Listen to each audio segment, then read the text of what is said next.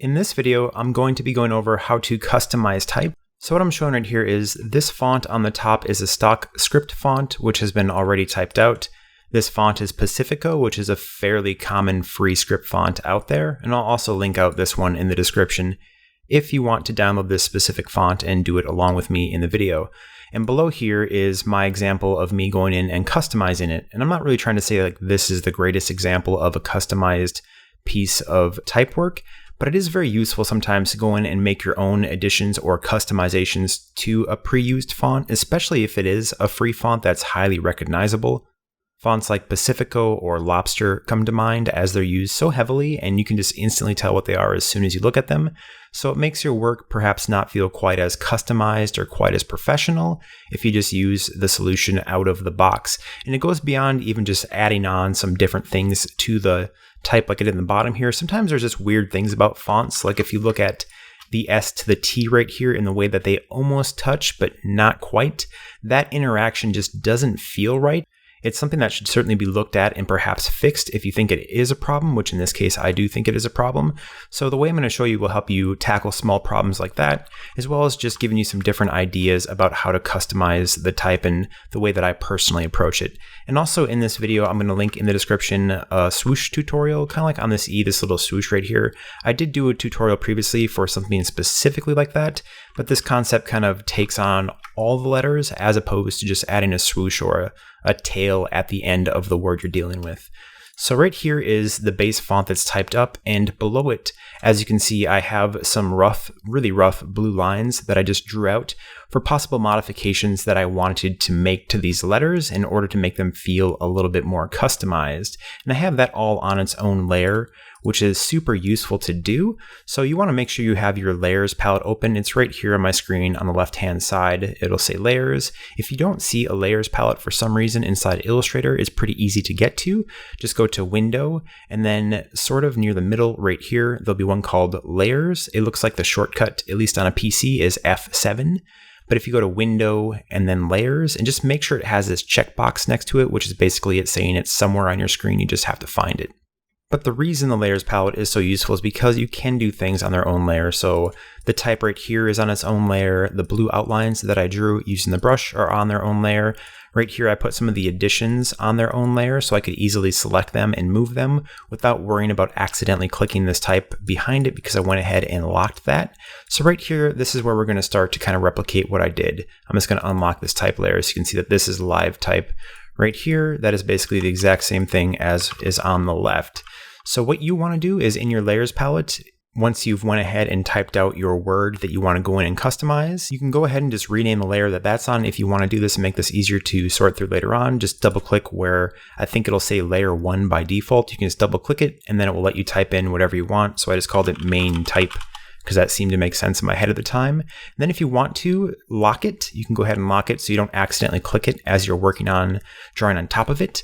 To lock it, just to the right of the eyeball, there'll be a blank space that if you click in it, it'll create this little lock symbol. It'll probably be pretty small on my screen, but it's just to the right of the eyeball where you can click it or unclick it, which will either lock when the lock is visible or unlock it when the lock is not visible. And once you do that, at the bottom of the layers palette, there's a few icons at the bottom. At the far right, there'll be a trash can that should be pretty easy to see. And just to the left of the trash can, there'll be an icon that will look like a page turning, and that'll say create a new layer.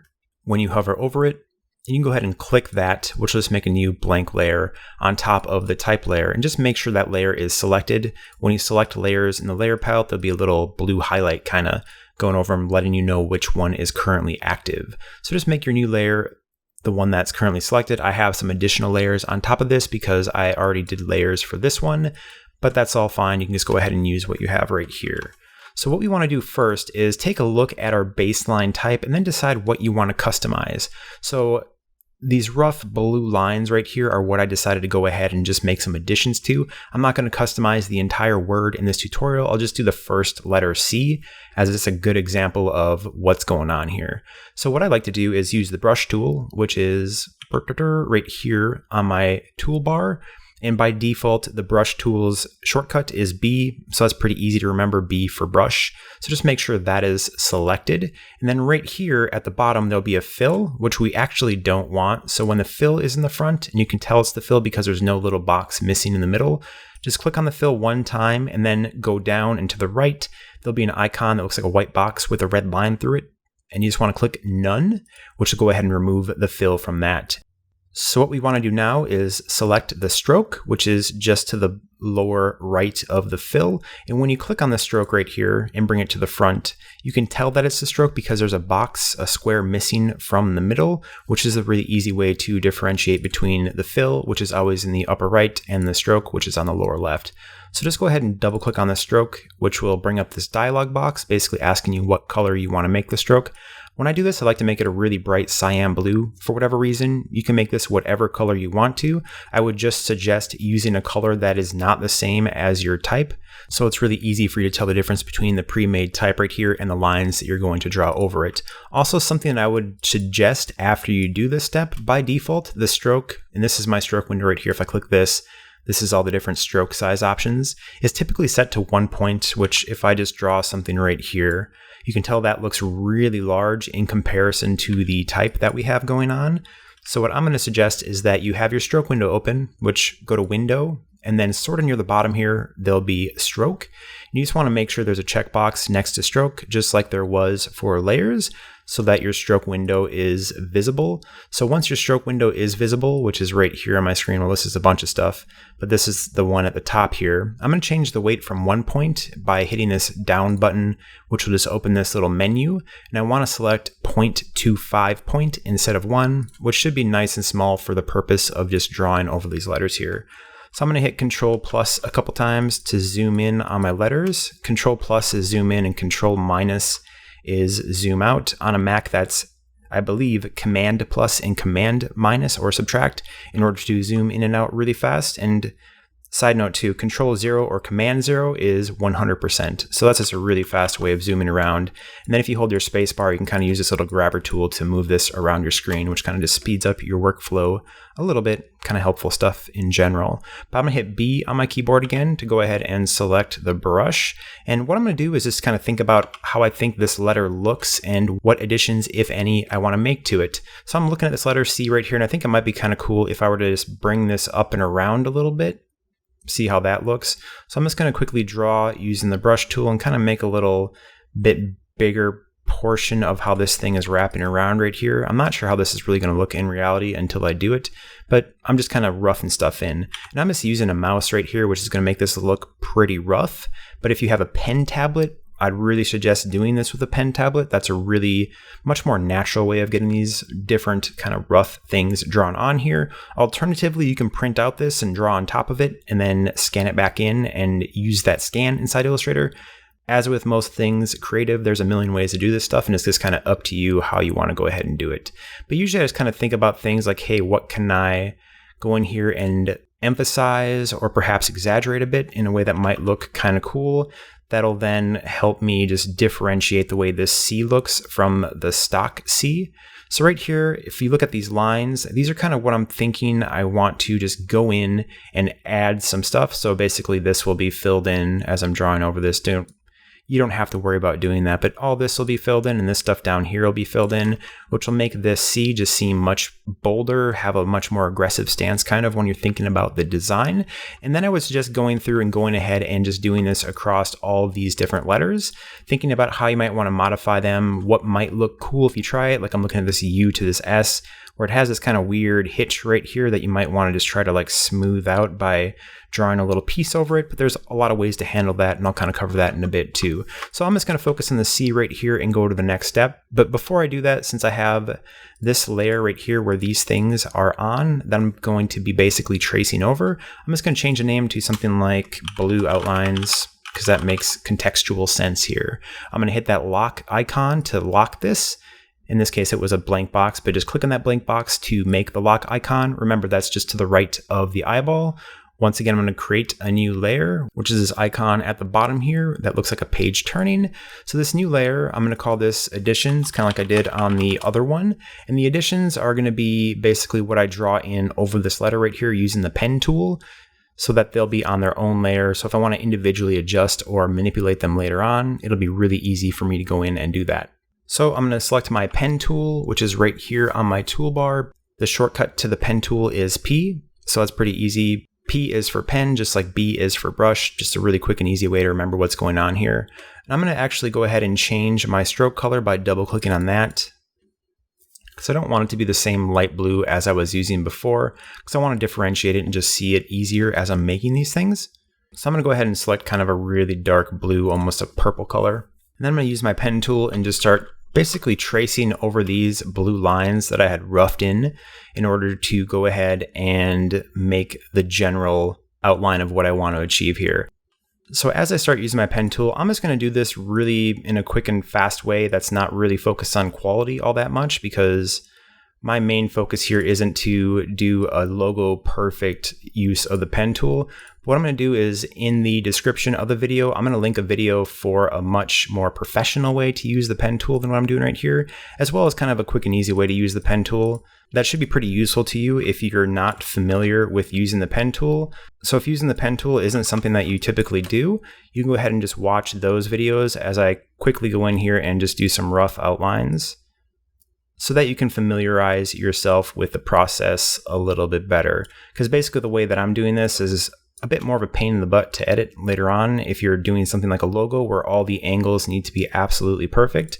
But when you're dealing with something like a free script font, at that point, in my opinion at least, the points on the script font that you're using anyways are going to be so busy, just so convoluted with totally unnecessary points. If you were doing this for something like a custom logo job, I'd really recommend just redrawing the entire thing at the very end, sort of regardless, as the end results of this aren't going to be like top flight. You want to show this off on Dribble for your sharp use of the pen, but the way it looks visually should be totally fine, which is the important thing here. So I'm going to go ahead and just hide the visibility of these blue outlines so you can see the pen points that I have here. And since I drew the pen points with a stroke but not a fill, basically I was using a stroke so I could easily see what I had right here, but using the selection tool, which is the black arrow, or if you hit V on your keyboard, you can then go ahead and just select these points, and when they're selected, if you hit Shift and then X, it'll go ahead and flip the stroke to be a fill. Basically it flops over the stroke and the fill, so whatever was the fill becomes the stroke, and whatever is the stroke becomes the fill. In this case, because there was no fill, that became the stroke, which is now nothing as shown here, and the fill became this dark blue color that I had picked previously. But I want it to match the color of the letter right here, so I'm going to hit I on my keyboard for eyedropper. Once again, I for eyedropper, even though eyedropper starts with an E, I is still pretty easy to remember in that circumstance. And with the eyedropper selected, while this little point that I drew is still selected, I'm just going to hit the letter so it goes ahead and copies over that color. And as you can see, it looks like this is a roughly fairly close match right here. And now I can go ahead and just select these other points. And actually, I didn't even have to do that flipping thing with the Shift X. I could just hit I on my keyboard and then select the letter, and it would automatically have matched that anyways. So once again, I'm going to select this bottom point since these were all separate points. Using the pen tool in kind of smaller segments is just a little bit easier sometimes to make quick sections than doing it all at once, but it's totally up to you how you want to go in and do that sort of as you're working, depending on your personal workflow and how you prefer to work. So now as you can see, this is a little bit rough in some places, but I'll show you how to smooth that out. But if I compare this C that we just made to this C over here, it definitely has a very distinct and different look. And I didn't really think about what I was doing at all as I was making this. So certainly there's tons of room for refinement and improvement, but we can do that as we continue working here. So what I'm gonna do is unlock the main type layer that this bottom type is on, because I locked it so we wouldn't accidentally bump it around. So I'm just gonna unlock that, and then using the selection tool, once again, it's a black arrow or V on your keyboard to select that by default. I'm going to drag over all the changes on the C we made, as well as the entire word customize. And when all these things are selected, I'm going to hold down Alt on a PC or Option on a Mac, click and start dragging this down, and then just let go. And basically when you have something selected and you hold down Alt or you hold down Option on a Mac and then drag and let go, it duplicates that selection, and it also duplicates it remembering the layers that it's on. So if I turn off this bottom main type layer, it goes ahead and removes just that. And if I turn that back on, it does it for both of these. So that's super nice that it remembers your saved layer states. So all that work that you put in doing that is remembered. But now since we're going to call this done as far as customization goes, I'm just going to do the C. If it's you and you're working on more stuff, maybe you can pause this and do it for all the different letters that you're thinking of. But I don't want this tutorial to be like an hour long. So I'm just going to say this is pretty darn good and we can call it at that.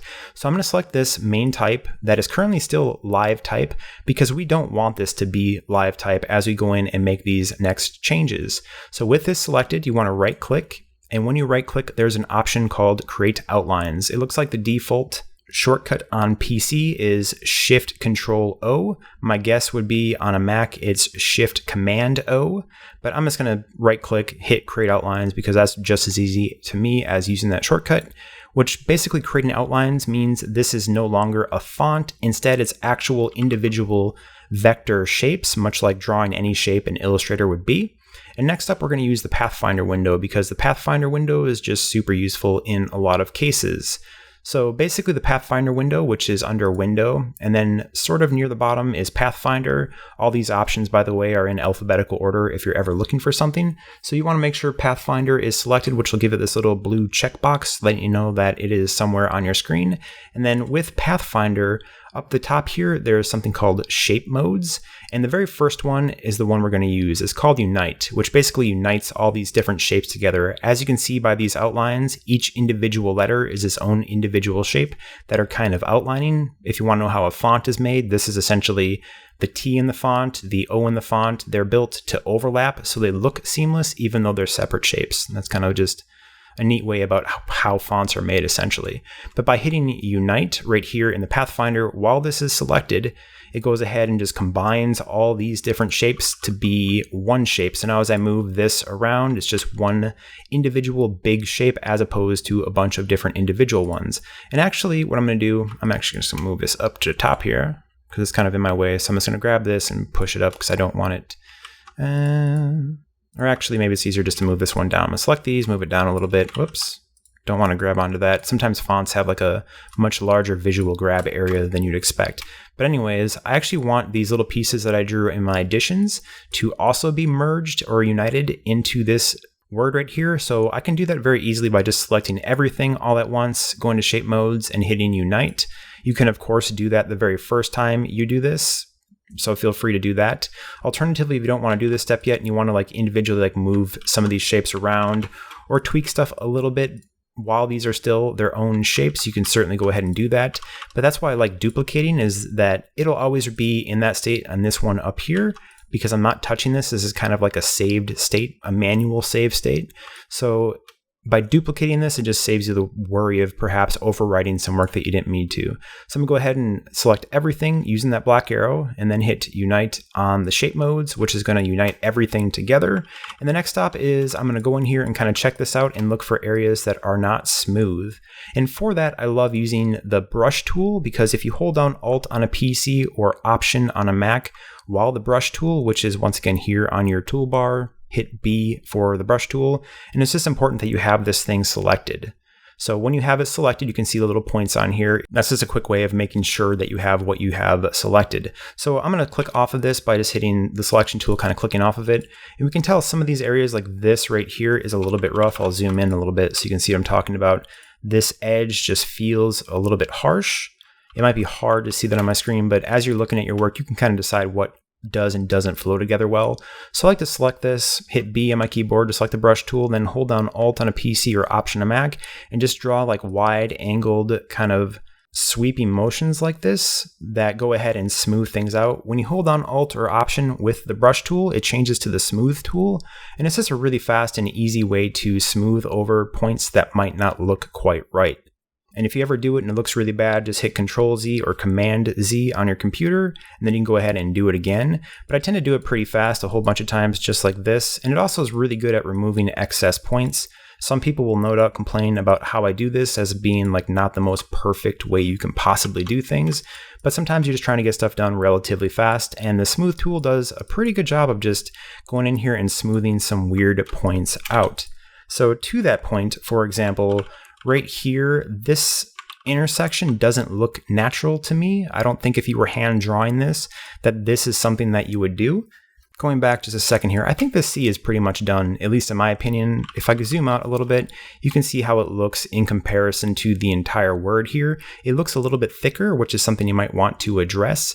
But if you were to go in here and customize all these letters, kind of like I did over here, it helps balance that out a little bit. Alternatively, I'll just quickly show you, if you use the white arrow or the direct selection tool, which is A on your keyboard as a shortcut, if you click here, you can kind of see, by clicking here, I just mean like you click somewhere on the main letter, you can see all these individual points that you can then adjust and move. So there's one here, there's one here, and there's one here. So there's 3 at the bottom of this. It's zoomed in kind of weird there. At the bottom of this C. So if I just click off and then click over and drag just on that point, then hold down Shift and click this next point, and hold down Shift and click this next point. Holding down Shift just lets you click multiple points at once. I'm going to zoom out so you can see this better, but if I go ahead and drag these points down like this, by clicking on just those points, I'm able to move them around pretty easily, which then kind of reduce the overall visual weight of this letter. And that makes it much easier to just go in here, make those small tweaks until you think this is looking pretty good overall. So that's a trick that you can use on any letter at any time, kind of no matter where it is, because it's pretty darn good at working. So next I want to fix up this right here, which this has this like kind of strange interaction where this doesn't feel like it should go up and over. It should be a smooth line in my opinion. So there's really 2 ways you can handle that. You can use the pen tool, just like I'm doing right here, and quickly just draw in with this pen tool. I'm not going to spend a ton of time on this because I'm probably not going to do it this way. But as you can see, if I were to do this and use the pen tool very quickly, it went ahead and smoothed that over pretty decently, although the overall transition still looks a little bit weird. But if you were to take your time and do it right, you could then highlight it and go ahead and use the Pathfinder and unite that together just like we did with the C. Alternatively, if I don't want to do it that way, once again, using the direct selection tool, which is the white arrow, or hitting A on your keyboard, you can just figure out where these individual points are. So click and hold on just those points, and you can start to kind of just drag these, use the handles to smooth things out a little bit. By its own nature, most fonts will have really crazy handle points, at least on scripts. It's just the way they go. So that's why when people complain to me like, the way you did this with the pen tool doesn't make sense because you use way more points than you had to. At least in context of this, like sure, that's a valid point, but these fonts are so messy with how many points they have that it doesn't have that lasting impact of importance to me, because then at the end right here, what I did is I went to my brush tool, I held down Alt or Option on a Mac, and then I just smoothed it over by going over it a few times.